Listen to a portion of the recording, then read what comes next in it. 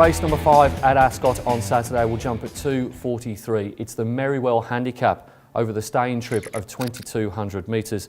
And in replay, let's have a look at Magical Charm. Straight, the gauge reading empty for Beaucount. He's still got a big lead at the 250 though. Here comes the big show. Beaucount's off his feet. The big show's cutting him down. Mr. Elby followed by Arctic Stream. The big show swept past Beaucount and he's going to race away. Goes on to win it easily, the big show. Beaucount, Arctic Stream, Photo, second and third from Berger. The replay race features 5 of the acceptances for Saturday's Merriwell Handicap, so it is highly significant, particularly because Beaucount is in the field. Going to go with number 7, Magical Charm. Was pretty unlucky, I thought, in the replay race. Was unable to improve because of a tiring runner from the 6 to the 400. That is a critical part of any thoroughbred contest. I'm going to give her another chance here. She had won back-to-back races prior to that. Number 6, Burger Time, finished just in front of Magical Charm last time out. Does get another gate here. Gate number 13, having jumped from gate number 12 last time out. Jared Noski takes over from Joe Bowditch. Number 2, Brothers Keepers, got ground to make up on both Burger Time and Magical Charm from that race, but he's in pretty good form, Fitiana Robertson and Troy Turner. And then number 8, Beaucount. He'll probably lead this race by 10 lengths at some stage. I do think he has got a race in him, but I would like to see him over 1,600 metres rather than 2,200 metres. I think they might be going in the wrong direction with this horse in views to trips. Top selection in race number 5, going with number 7, Magical Charm, to beat 6, Burger Time, 2, Brothers Keeper and 8, Beaucount. Race number 6 at Ascot on Saturday is the main event. It jumps at 3:19. It is the Glenroy Chaff AJ Scahill Stakes at Group 3 level over 1,400 metres. It's worth $250,000. One of the horses chasing the cash will be Valor Road. Let's have a look at his run in the Winterbottom Stakes. Too clear, Ashlaw down the outside, looming very quickly, and down the outside is Malaguir and his Enticing Star as well. Ashlaw at the 150, Enticing Star joins it, and now joining it is Voodoo Lad. It's Voodoo Lad, Oliver draws the whip, Voodoo Lad grabbed him, Voodoo Lad gets home to win it, Voodoo Lad. Valor Road has had the 6th starts in his career, and I think he's proven more than Arcadia Prince has in his dozen.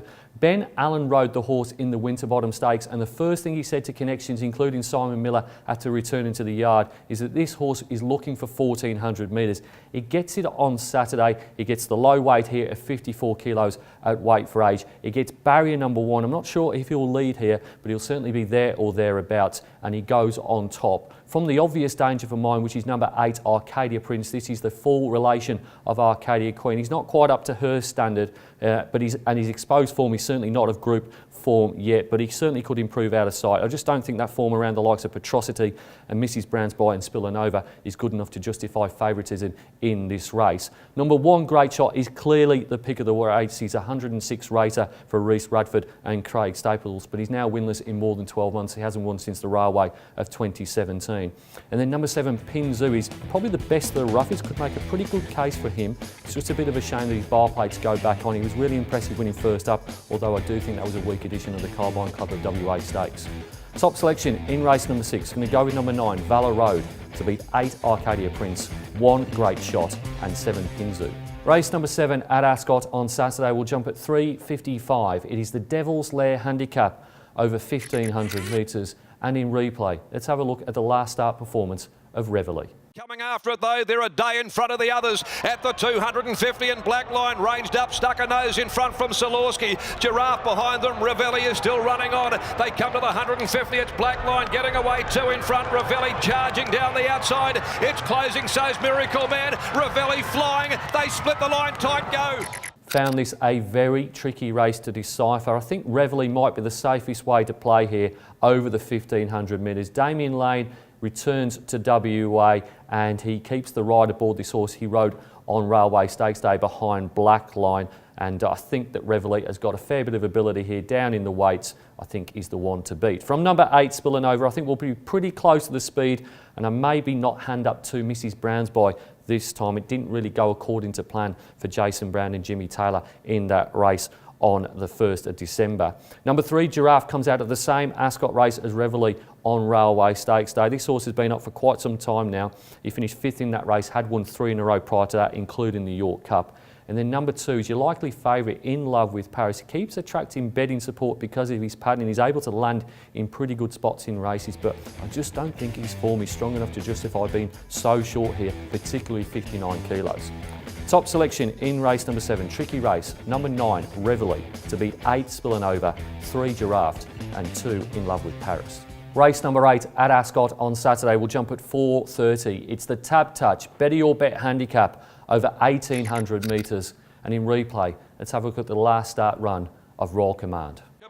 Right back there, third from last, starting his run, but Rising Sea boots away from King Louis at the 200. Rising Sea's a length and a half in front. King Louis tries hard. A further 3, Nakoni's Boy. Rising Sea, Noski's got the whip on it. Down the outside comes Nakoni's Boy. Royal Command with a brilliant finishing run late, but Rising Sea won. Royal Command hasn't won for 504 days. He's certainly long overdue his 4th victory from what would be 12 starts. And quite simply, if he doesn't run over the top of this lot, he's in the sack file for mine. He had excellent sectionals all the way home behind Rising Sea. That was an on-pace favourite race won by the Rising Sea. The form hasn't stacked up. That doesn't surprise me at all. But Royal Command up to 1,800 metres from 1,500 really is D-Day on Saturday for this galloper. Goes on top from number 11, Trump. This is another galloper that's not won as many races as he should have done. Just the 2 wins from 17 starts. But Team Williams have got a bit of an opinion about this horse, and they took it to Northern for a Class 3 last time out. Got the job done. The form hasn't stacked up, but I think it was just a case of giving this horse a kill. They're the 2 major chances in this race. Then we've got number 2, First Growth, who drops back to 1,800 metres after 2 flops over longer trips of 21.50 and 2019. And then number 4, Mr. Albie, was a course and distance winner in this class 3 starts ago when beating First Growth. Just not quite sure he's got the class of Royal Command. Top selection in race number 8. Number 3, Royal Command, to beat 11 Trump This, 2 First Growth and 4 Mr. Albie. Race number 9 at Ascot on Saturday will jump at 5:05. It is the Tabtouch Handicap over 1,200 metres, and in replay, let's have a look at the last run of Disruptive before he went for a spell.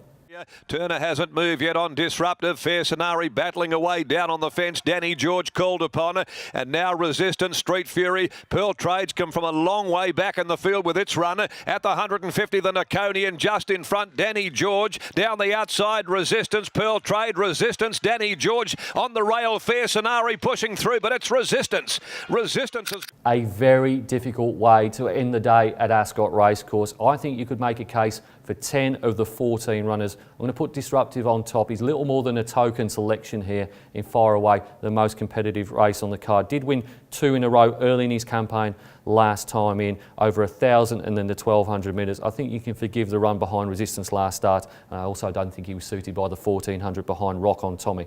Goes on top. I think a danger might be number 6 here. Aaron Boy was a really good winner at Albany third up and now gets gate 1 on his return to the big smoke. Number 5, Forceful, won 3 races in a row last preparation, but he has drawn poorly for his return here. Barrier number 12. It is Pike in the last, however. And the number 3, Debelatio. I think he might be the pick of the runners that competed over the 1,100 metres in this grade 2 weeks ago. He's never been one of mine, but that was a pretty decent run, and he had trialled quite well before that also.